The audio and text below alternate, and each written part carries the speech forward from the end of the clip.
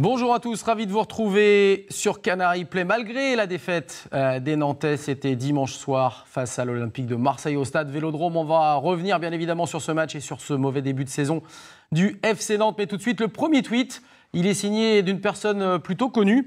Roland Courbis, je dément tout coup de fil au rendez-vous avec le FC Nantes. C'est pas la première fois que mon nom circule quand un club ne va pas bien. J'y suis habitué. Évidemment, on va reparler de Roland Courbis, on va reparler de René Girard et on va parler surtout de la globalité de ce FC Nantes avec nos trois invités du jour, en commençant par Mister AFP, Monsieur Fred App. Salut Fred. Salut. Avec également Julien Soyer qui nous revient tout droit, bronzé de Marseille, de Ouest-France évidemment. Salut Julien. Salut à tous. Et puis le grand triathlète, c'était un grand cycliste, il est devenu le grand triathlète puisqu'il était à la Baule ce week-end. Jérôme Pinault, salut Jérôme. Salut à tous.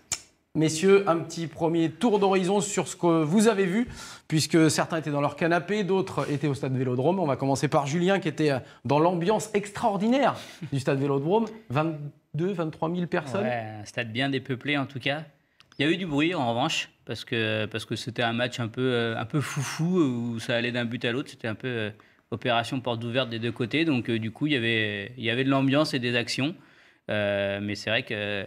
On aimerait mieux voir le Vélodrome un peu mieux garni, parce que ça reste quand même un endroit mythique du foot français.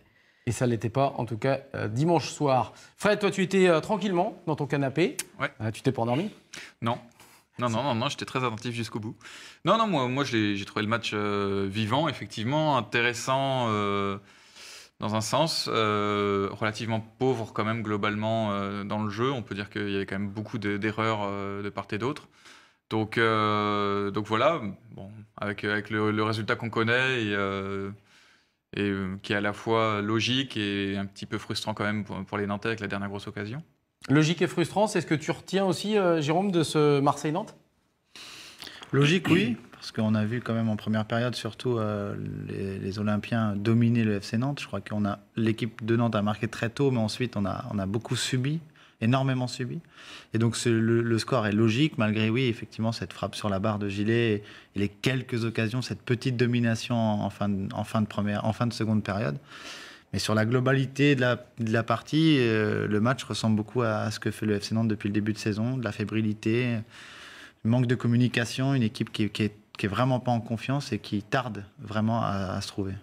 On va revenir, on va refaire le fil de ce match ensemble, messieurs, avec, vous parliez justement de ce but très tôt dans la rencontre, le premier but signé donc du FC Nantes. On va le revoir ensemble avec ce corner de Lucas Lima, côté gauche, très bien frappé ma foi, sur la tête de Stepinski qui va rabattre ce ballon et qui a poussé ce ballon au fond des filets avec le bout de ses crampons. C'est Emiliano Sala qui avait été tellement malheureux face à Saint-Etienne. Et là on la voit, la joie de tout l'effectif nantais qui vient saluer le buteur de ce début de soirée. On revoit, bien joué de la part de Stepinski qui, je ne pense pas qu'il veuille chercher vraiment, mais Salah, en tout cas, il rabat bien son ballon. Et puis Salah, renard des surfaces. Ça fait du bien quand même pour Emiliano Sala de repartir avec un but comme ça. Oui. Pour un attaquant, c'est toujours important de marquer. Il restait sur un échec au pénalty contre Saint-Etienne qui, pour le moral, là, pour le coup, était vraiment très, très néfaste. Donc c'est bien pour lui, un but un peu comme il sait faire, quoi. Un but de pas de raccro, si bon, un petit peu quand même, parce que bon, il tend le pied, il a de la chance, il a dévié juste assez pour qu'elle rentre, mais bon, voilà. Ça compte comme une bicyclette, donc c'est pas grave. Jérôme, les plus anciens diront que c'est un but à la Jean-Michel Ferry, non, à l'époque ? Un petit peu, ouais.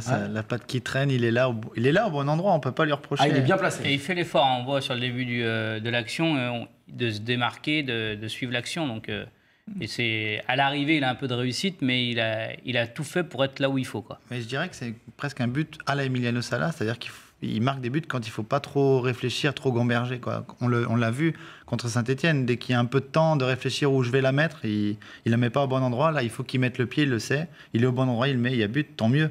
Mais ça ne veut pas dire que le prochain face-à-face, il va le remporter. C'est ça qui est inquiétant pour un attaquant. Ouais, on espère effectivement que ce sera le cas. Béton Julien qui nous dit malheureusement que de pauvreté dans le jeu nantais, dans la globalité donc de ce match face à Marseille. Tout avait bien commencé pour les Canaries. Tout le monde s'en réjouissait derrière son petit écran ou au stade Vélodrome si on était supporter du FC Nantes. Et puis il y a plusieurs faits de jeu, on va le voir notamment. C'est la sortie sur blessure de Valentin Rongier qui a pas de bol, hein, franchement, après sa rupture des ligaments croisés l'an passé. Il vient pour contrer et là il prend le bas du tibia, la semelle de Florian Thauvin. Regardez le choc terrible, fracture du nez à la finale pour Valentin Rongier qui sera absent d'ores et déjà pour le match face à Bastia et qui devra porter certainement un masque de protection dans les semaines à venir. Obligé de céder sa place à Thomasson qui fera son entrée donc quelques minutes. Et bien après cette blessure de Valentin Rongier, gros coup dur, Jérôme, cette sortie de Valentin Rongier. Ouais, je pense que c'est un gros coup dur. Ça a été un premier tournant pour le FC Nantes. Valentin est en train de revenir gentiment. L'an dernier, on a vu sur la première partie de saison, avant qu'il se blesse, qu'il était un des piliers, un incontournable de l'effectif. Et c'est clair que sur cette blessure, dans le dispositif qu'avait mis René Girard en place, Thomasson est un bon joueur de foot, mais ça ne remplacera pas Valentin Rongier. Et c'est un premier coup dur, on le voit, même sur la blessure, tous les coéquipiers viennent le voir, sont très inquiets pour lui. Et c'est clair que, et pour le match à Marseille, et pour la suite, les 2-3 prochains matchs de championnat, heureusement, il y aura la trêve internationale, mais c'est un coup dur. Et puis, encore une fois, une blessure pour lui. Donc, ça ne va pas le mettre en confiance, ça, c'est sûr. La disparition du coup du tandem Gillet-Rongier, c'est ce qui a aussi fait défaut dans ce match. Oui, je pense que ça a été l'un des tournants du match malgré tout, parce que on a vu qu'après, dans l'axe, il y a eu beaucoup de problèmes lorsque l'avant-centre Gomis décrochait. Ça créait des brèches, les compensations se faisaient plus pareilles. Je pense que ça a déséquilibré l'équipe et que ça fait perdre un peu de sérénité aussi.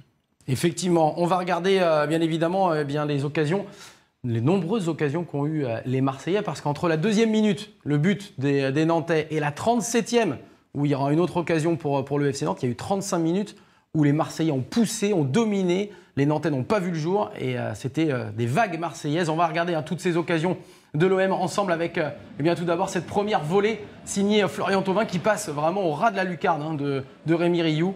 C'était la première mèche. La deuxième, c'est la frappe de Bafé Gomis, c'est la parade de Rémi Rioux sur l'intérieur pied droit de l'attaquant marseillais. Il sauve vraiment son équipe. Bafé Gomis, on va le retrouver. Alors là, il est un petit peu tout seul. Gomis avec un autre de ses compères. On se demande un petit peu comment la défense nantaise s'y est pris. Et puis là, c'est Amin Harit qui va sauver sur sa ligne après ce dégagement encore manqué de Vizcarrondo. Et c'est le jeune milieu de terrain nantais qui dégage de la poitrine et qui peut donner ce ballon à Rioux. On voit toute la fébrilité nantaise dans ce passage d'une grosse demi-heure en première période. Et la reprise donc de Clinton N'Jik qui ne marquera pas sur ce coup-là. Et puis il y en aura encore d'autres, à l'image de ce face-à-face incroyablement perdu par Bafé Gomis. Toute la fébrilité une nouvelle fois de la charnière centrale nantaise avec un Vizcarrondo à terre. Et puis là, Rioux qui était couché et Bafé Gomis qui n'arrive pas à cadrer malgré toute sa lucidité. On le verra un petit peu plus tard. Ça fait 5-6 grosses occasions, Fred, pour Marseille là.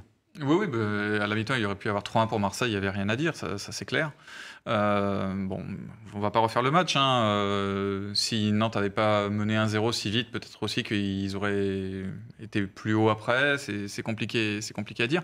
Mais oui, Marseille a fait énormément de chance.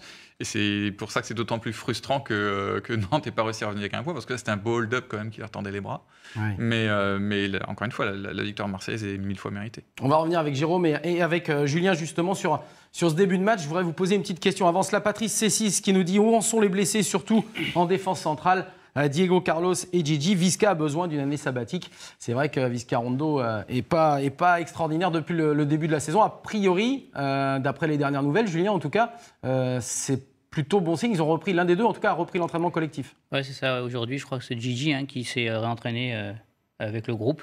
Donc c'est plutôt bien pour le FC Nantes. En plus, on voit qu'il y a quand même encore Diego Carlos et Walongwa qui ne sont pas en pleine possession de leurs moyens. Donc reprise individualisée. Voilà, on a besoin d'avoir un peu de monde dans ce secteur, même si pour une première qui n'est pas vraiment à son poste, Enoch Kouateng, une première titularisation, Enoch Kouateng a fait ce qu'il a pu et plutôt bien fait. C'est pas facile de démarrer dans de telles conditions, qui plus est avec un Vizcarrondo aussi fébrile. Mais voilà, je trouve qu'on a besoin. C'est bien que Kofi, pour lui surtout et pour le FC Nantes, le club, c'est bien qu'il soit en mesure de reprendre.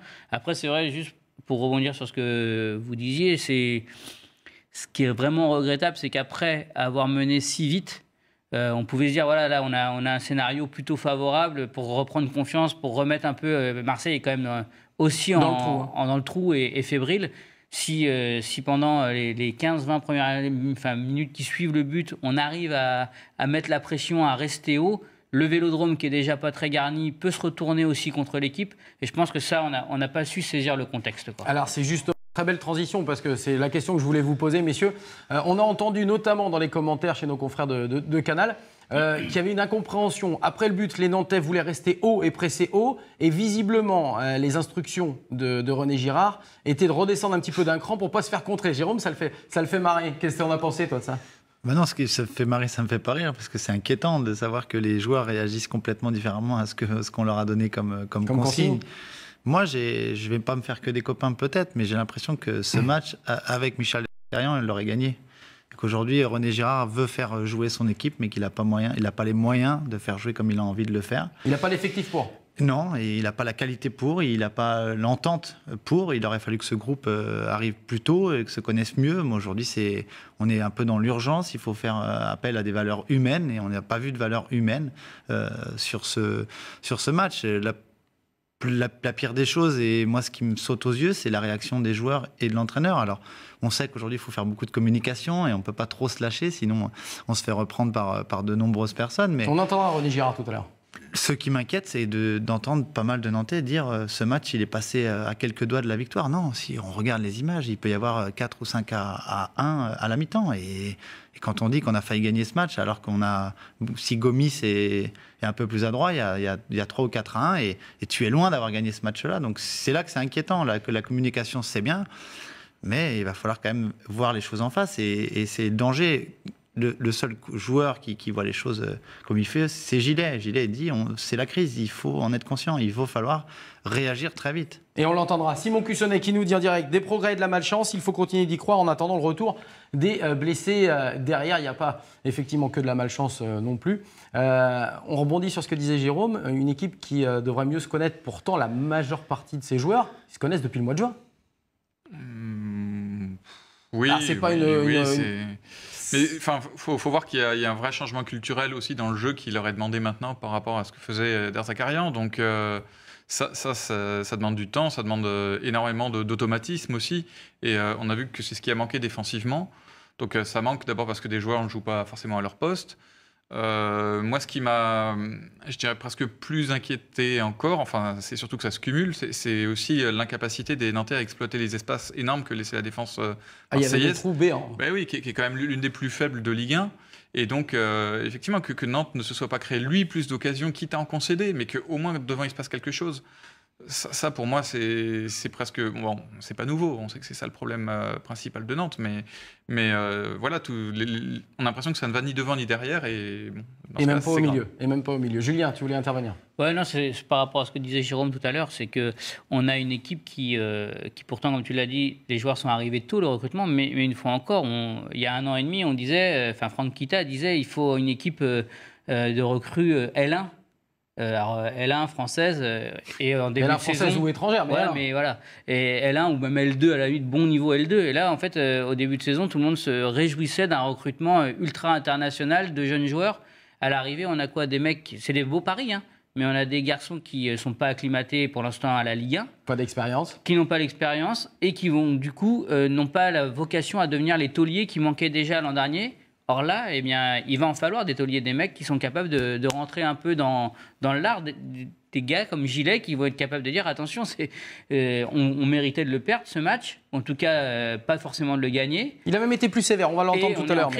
On est en crise. Si l'état d'urgence n'est pas bien mesuré par les joueurs du FC Nantes, on va droit dans le mur. On en a vu plein des équipes dire tout va bien, on s'entend bien, on va se réveiller, et puis finalement sombrer en Ligue 2 quoi. C'est vrai qu'on a évidemment regardé, notamment sur le but nantais, l'état d'esprit du groupe. Ça a l'air de bien s'entendre, mais il va falloir un peu de leader et un petit peu de patron aussi pour redresser tout ça. Alors on a vu toutes ces occasions marseillaises.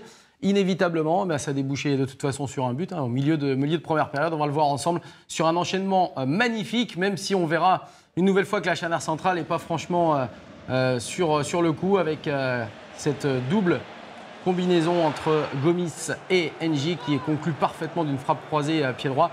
Vizcarrondo qui sort tard sur Gomis et du coup le décalage il est fait. C'est pas comme si on savait pas qu'NJ allait vite. Hein. Non, c'est vrai qu'on le connaît un petit peu quand même. Il sort trop tard et du coup il n'y a aucune chance qu'il le rattrape à la course. Donc, Et le boulevard, il est là. Et le boulevard est C'est béant. l'autoroute, hein. Donc l'intervention de Vizcarrondo là ne sert à rien et c'est lui qui met l'équipe en danger, qui ouvre la porte, quoi. Jérôme. Vizcarrondo est très bon quand il joue derrière un bloc qui défend bien et qui joue corps à corps.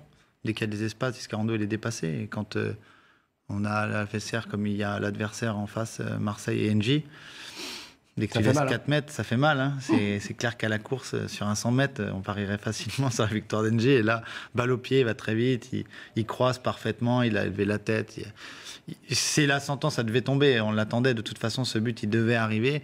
Ce qui est malheureux, c'est que devant Vizcarrondo, il n'y a pas plus de fermeté, il n'y a pas plus d'engagement. On ne resserre pas les lignes. Ce n'est pas une équipe qui a la dalle et qui doit serrer les lignes et qui doit coûte que coûte ramener ses 3 points. On sent que on mène au score, mais finalement, on regarde les Marseillais jouer et on est puni. Et c'est logique qu'on soit puni. Et l'équipe, finalement, qui n'est pas si regroupée que ça, puisque avec seulement 30%, je crois, de possession de balle, on pourrait imaginer que ce bloc nantais existe pour un joueur un peu regroupé derrière. Finalement, il y a des tuiles un petit peu partout et des failles un petit peu partout. Alors, le FC Nantes avait marqué donc dès la 2e minute, égalisation d'Engie, on vient de l'avoir ensemble à la 22e. Et des Nantais qui, allez, on va dire, ont plutôt pas trop mal terminé la première mi-temps. On va regarder les occasions que se sont créées les Canaries, notamment cette frappe de Léo Dubois, du gauche, pour le latéral droit du FC Nantes. Elle était belle et Pelé, dit l'Albatros, quand il jouait au Mans, eh bien, c'est parfaitement détendu sur cette frappe de Léo Dubois. Puis là, il y a une superbe occasion. C'est Lima qui lance Salah. Et malheureusement, bien là, sur ce coup, Salah, il a un peu tergiversé. Il ne sait pas trop quoi en faire. Est-ce qu'il doit dribbler le gardien? Est-ce qu'il doit frapper? C'est pas bien joué là. Il peut même la mettre en retrait dans l'axe. Il y a quelqu'un qui arrive aux 16 mètres là, avec le but ouvert, mais bon. C'est toujours facile de son canapé de le dire. Ouais. Non, en tout cas, c'est une réelle occasion, Julien. Ah oui. Et ça rejoint ce que disait Jérôme. Quand il a un choix à faire dans l'urgence, il fait souvent le mauvais, quoi.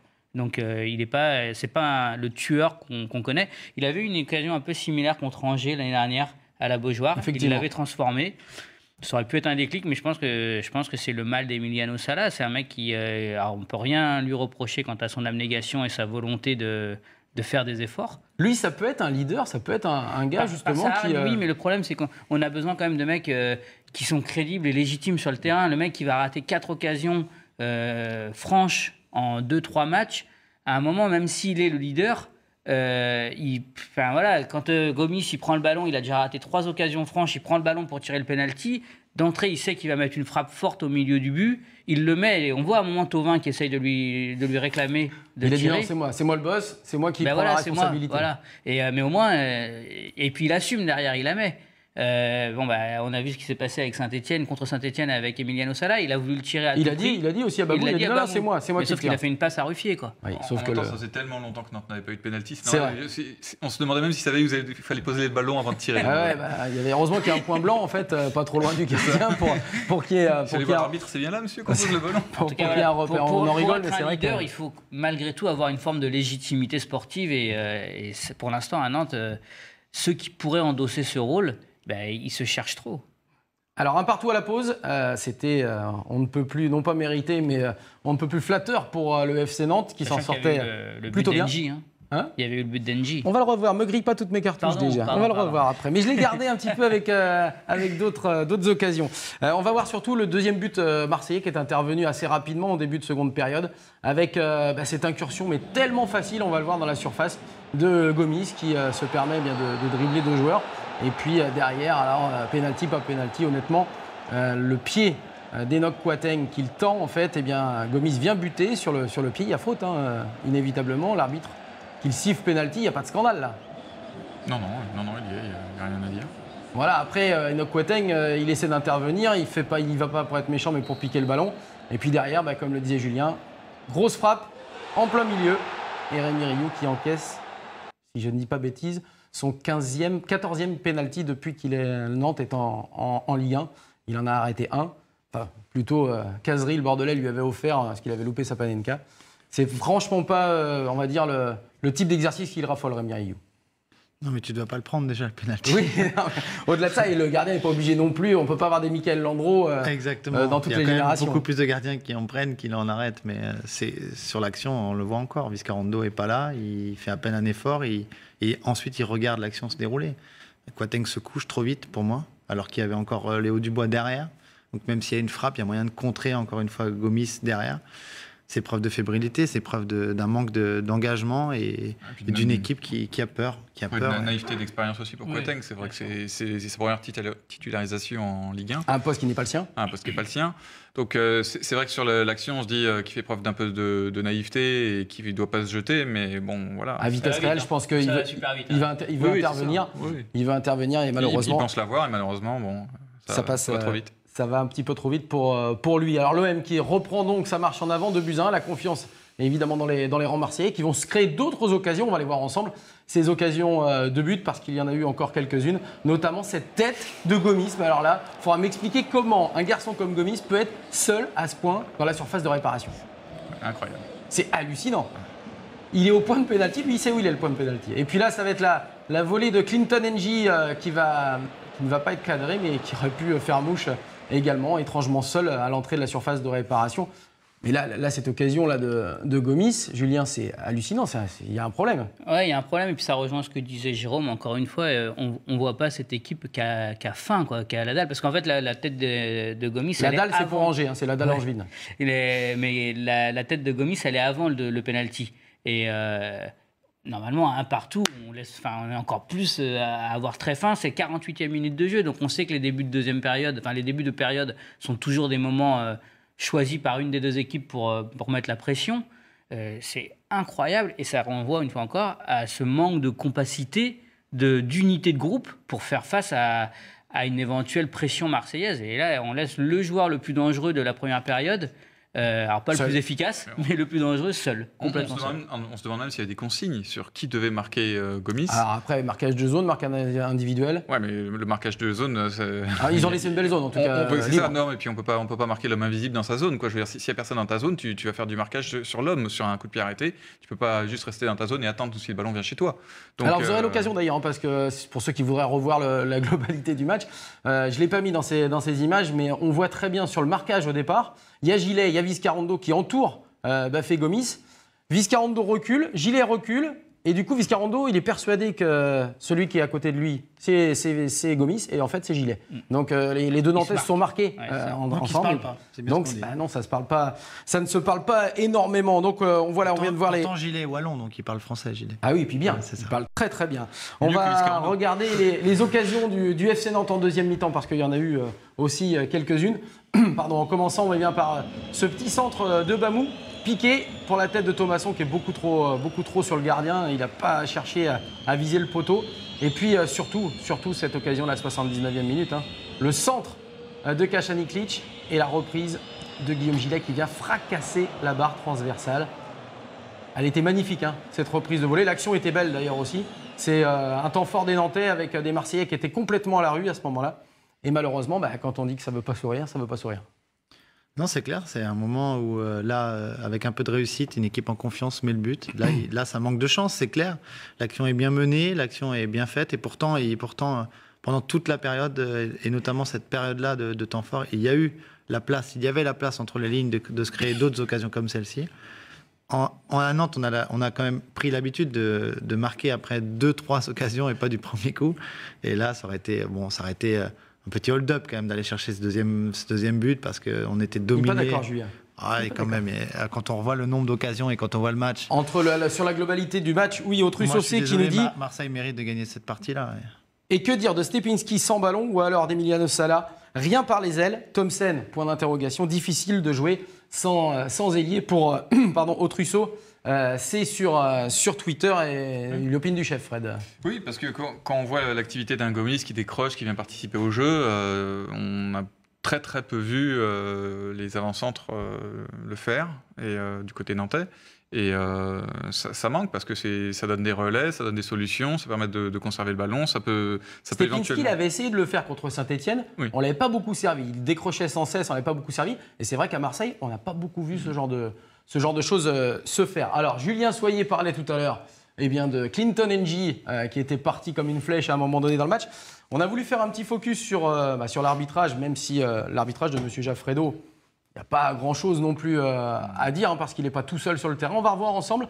C'était en première période, cette magnifique ouverture c'était de Thauvin pour Clinton Ng, signalé en position de hors-jeu. Finalement, vous allez le voir, L'arbitre assistant avait levé son drapeau, pourtant c'était très juste, voire il n'y avait pas hors-jeu. Voilà. Et puis ça c'est dans les dernières minutes, le centre de Thomsen, le tacle de Doria, main, pas main, on va revoir. Évidemment qu'il y a main de Doria, ça c'est sûr. L'arbitre doit logiquement siffler pénalty puisqu'il y a une utilisation de la surface de son corps qui est bien plus grande. Et puis là c'est pareil, 2 minutes plus tard, Harit, qui avait eu le malheur de simuler quelques minutes avant, du coup, est-ce que M. Jaffredo n'a pas voulu sanctionner le Marseillais? En tout cas, il y a bel et bien faute, Ubochkan. Il lui prend le pied d'appui. Il fait exactement la même faute contre Rennes en milieu de semaine d'ailleurs. Ah oui, parce que tu en étais... en laissant traîner le pied. Donc oui. Ouais, la deuxième, c'est limite, parce que de là où il est, l'arbitre ne le voit pas forcément bien. Et effectivement, il y avait un petit soupçon vis-à-vis d'Amin Harit.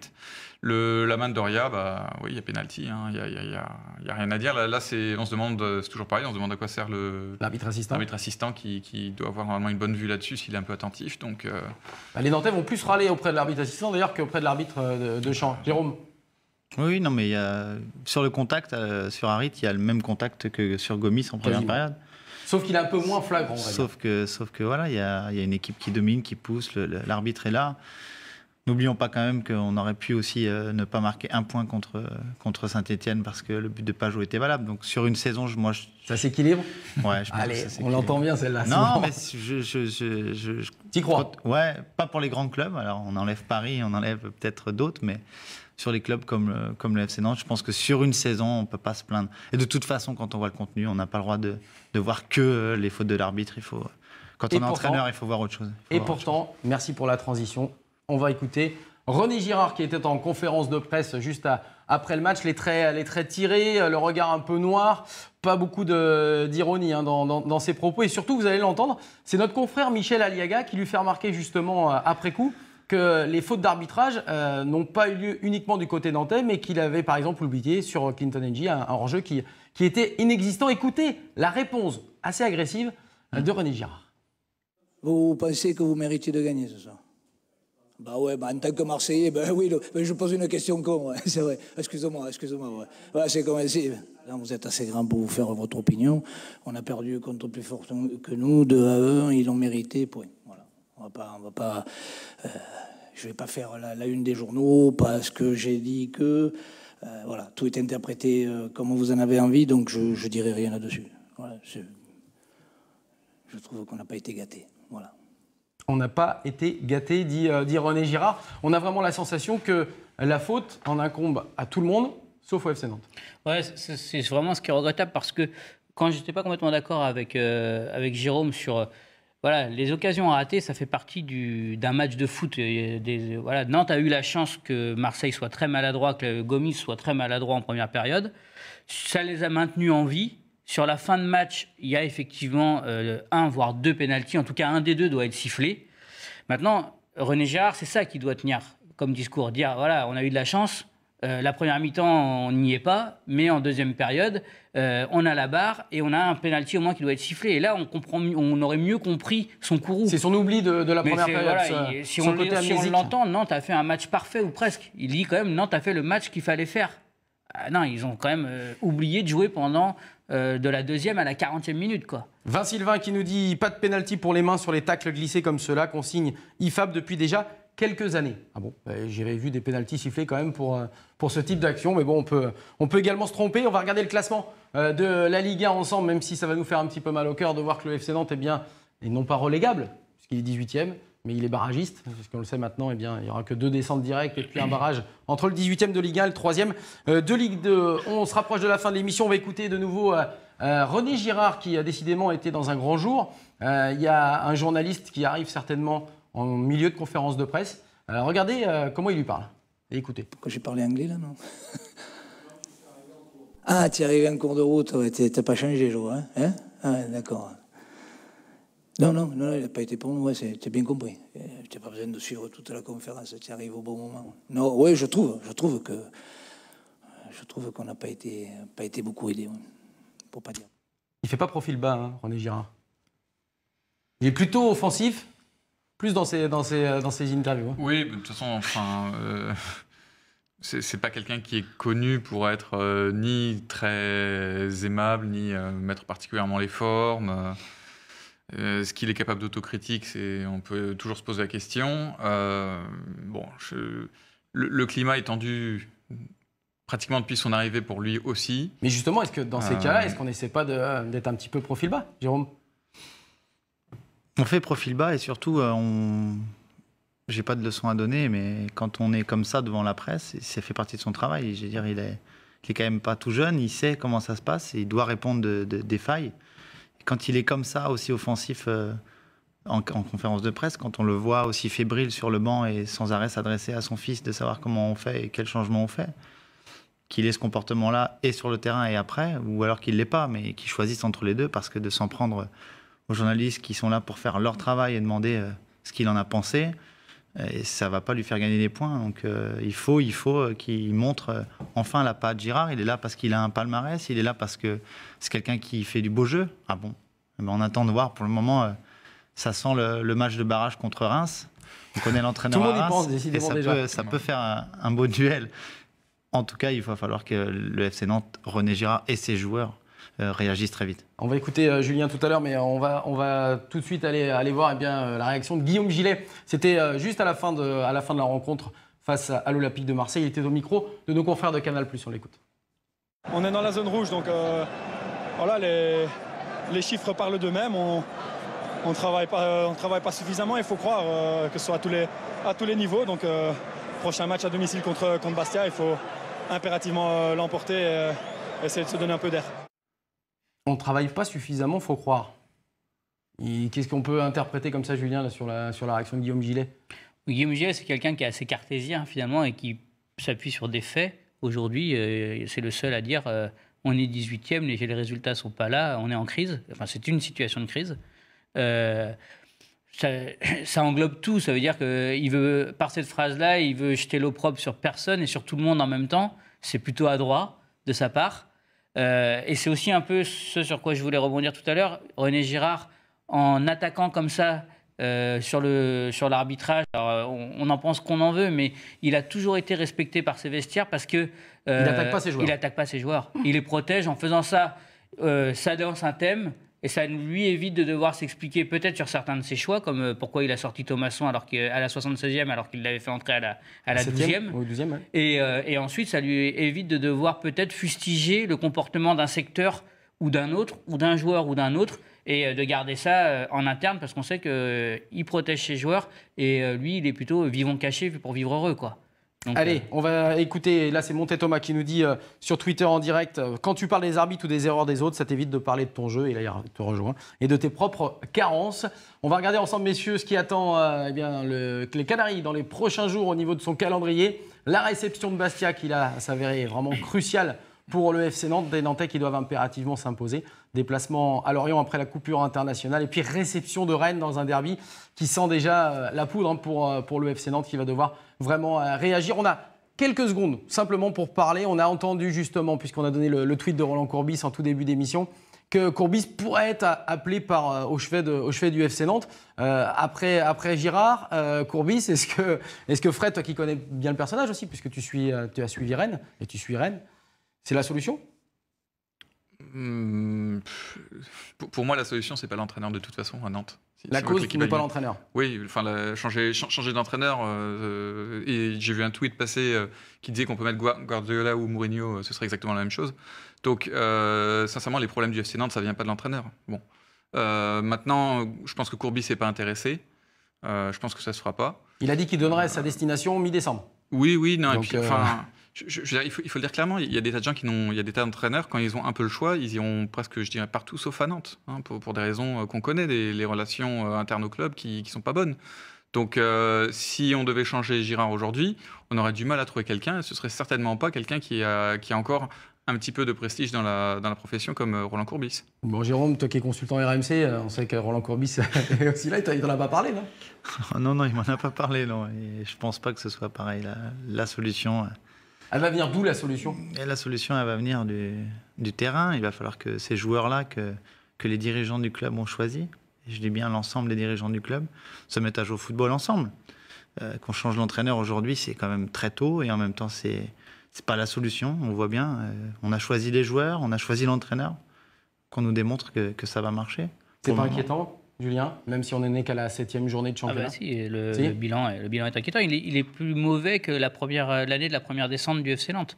Donc c'est forcément inquiétant. Et le profil de l'équipe, il ressemble. Mais beaucoup. voilà, et il y a le profil de l'équipe, il ressemble. Et en plus, une fois encore, à mon sens, on peut mettre n'importe quel entraîneur. Aujourd'hui, dans la boîte à outils, il n'y a pas ce qu'il faut pour permettre de créer quelque chose de cohérent sur le terrain. Donc, charge à René Girard. Et comme c'est lui qui est à la tête de ce groupe depuis le début, je pense que c'est lui qui est le plus à même de trouver les solutions. Les clés de la guérison. La solution de fond et le discours de beaucoup de personnes, c'est les garçons ont besoin de se connaître et de vivre ensemble et de se connaître ce groupe. Si on renomme un entraîneur, il faut recommencer à zéro. Donc ça veut dire qu'il va falloir réapprendre. Ou alors il faut rappeler un entraîneur qui était là il n'y a pas longtemps, mais sinon il n'y a pas de solution. Il faut je ne suis pas persuadé qu'il va y revenir. Non, bien véritablement. Sûr. On va couper le son s'il revient. Donc il ne reviendra pas, je ne pense pas. Effectivement. Et puis on aura l'occasion aussi de reparler de l'affaire Charles Zogbia qui, vous le savez, n'a pas encore signé au FC Nantes en raison de problèmes médicaux. Je ne sais pas si Julien il y a des infos là-dessus par rapport à un problème cardiaque. Ouais, voilà, c'est ce qui est évoqué. Après, on connaît les doutes de la direction nantaise de toute façon. Sur Charles Zogbia. Voilà, et aussi sur ces joueurs qui peuvent avoir des problèmes de cœur. Donc ils vont être très très vigilants par rapport à ça. Ça fait partie des doutes des choses qu'ils redoutent. Oui, ils vont être d'autant plus vigilants que là, pour le coup, ça serait vraiment un homme de René Girard, quoi. Suite au prochain épisode, #CanaryPlay, #FC Nantes. On se retrouve bien évidemment mardi prochain pour un nouveau numéro de CanaryPlay. N'oubliez pas le rendez-vous FC Nantes-Bastia. Ce sera samedi soir 20h au stade de la Beaujoire. On va remercier nos 3 invités du jour qui sont vraiment pas langue de bois et ça fait plaisir. Fred Abt de l'AFP. Merci beaucoup Fred, à très vite sur le plateau. Plaisir. Julien Soyer, merci beaucoup, un consultant France Télévisions sur les Jeux Paralympiques extraordinaire. Vous avez eu l'occasion de l'écouter. Et puis Jérôme Pinault, qu'on va retrouver le 12 novembre du côté de Vigneux de Bretagne aussi, pour un match, pour son jubilé. Exactement. Voilà. Venez, les Canaries risquent de gagner. Bah voilà, on vous verra peut-être. En marquant des buts. Peut-être pas trop, faut peut-être pas exagérer. On va voir ce qui se passera. On compte sur notre milieu de terrain, Anthony Brûlé. Voilà, c'est ça. Merci beaucoup. Merci beaucoup, messieurs. Bonne fin de semaine à toutes et à tous. Merci à toute la technique qui était derrière cette émission. On se retrouve mardi prochain pour un nouveau numéro de Canary Play. Bonne semaine à toutes et à tous et allez le FC Nantes.